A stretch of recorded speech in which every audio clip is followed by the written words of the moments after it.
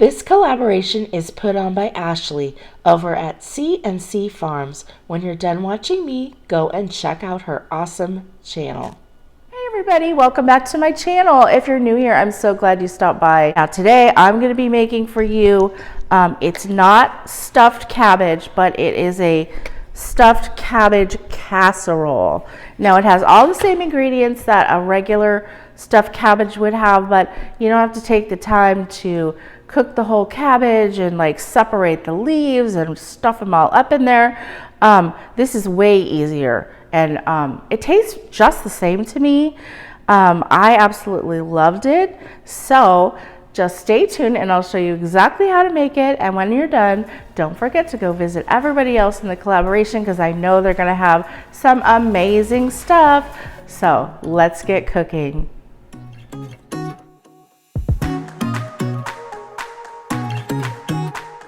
You're going to need some tomato paste, some tomato sauce, and some diced tomatoes in their juice, a medium yellow onion, some cooked rice,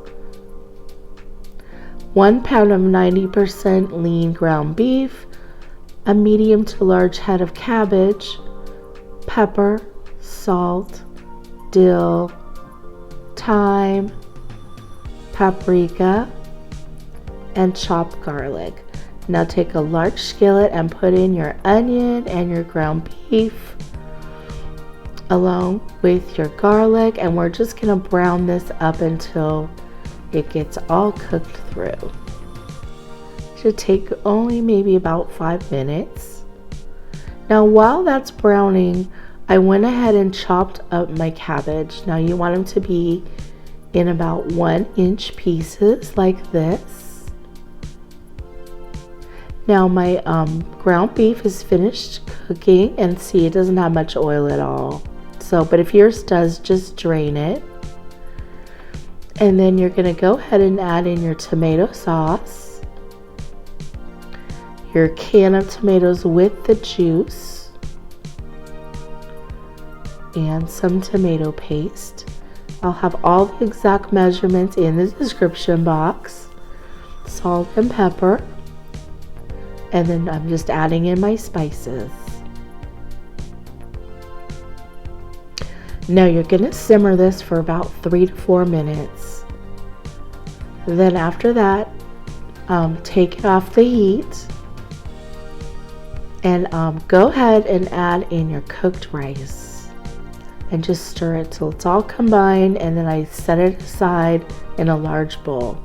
Now take half of your cabbage with 1 tablespoon of oil, 2 tablespoons of water, and we're gonna just cook that for about 7 minutes. Just until it's barely cooked. Now do the same thing with the other half of the cabbage. And I added some salt to that. Now I have these disposable aluminum baking pans. I have 3 of them. I just gave them a spray. Now you're gonna put a layer of the cabbage on the bottom of each one.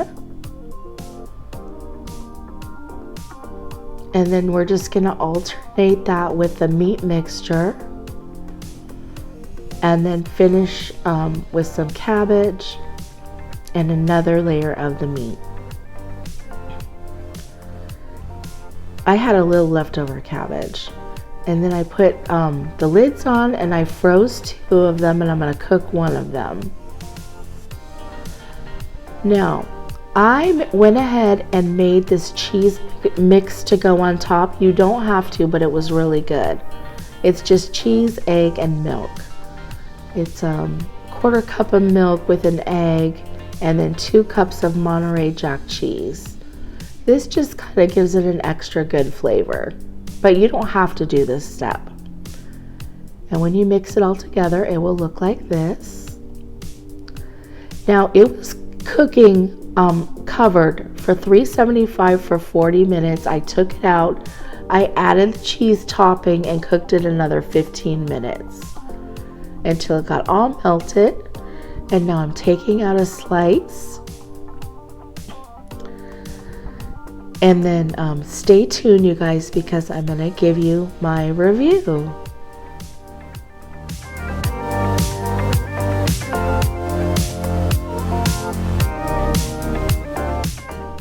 Okay, let's give this a try, shall we? Now, first off, I loved cabbage rolls growing up. My grandma used to make them, my mom used to make them, but I think this way is a lot easier. Now I'm getting a bite with the cheese and everything.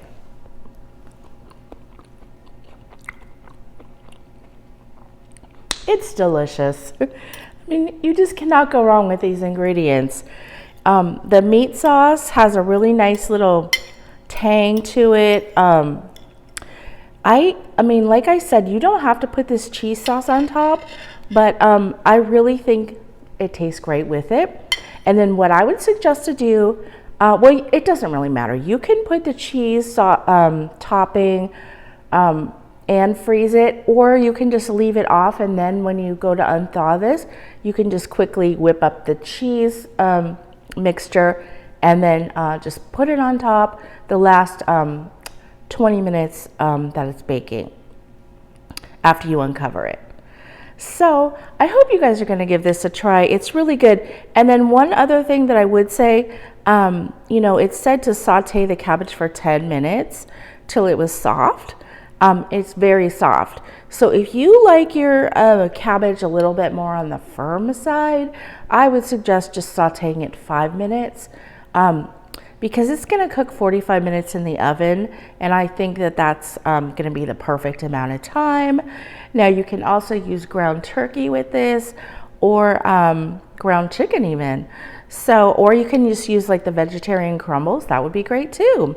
So I think this is a nice versatile casserole. And also one more thing, if I was going to make this, I would either make it in a 9x13 pan, which the recipe calls for, or I would make it in 2 9-inch square pans and not the 3 smaller pans, because I think the 3 smaller pans, I didn't quite get enough meat mixture spread between the 3 of them. But I think if you do 2 just square ones, it'll be perfect. So I want to thank Ashley again for inviting me to be part of this freezer collaboration. And don't forget to hit that thumbs up. And we will see you guys on the next episode. Bye, everybody.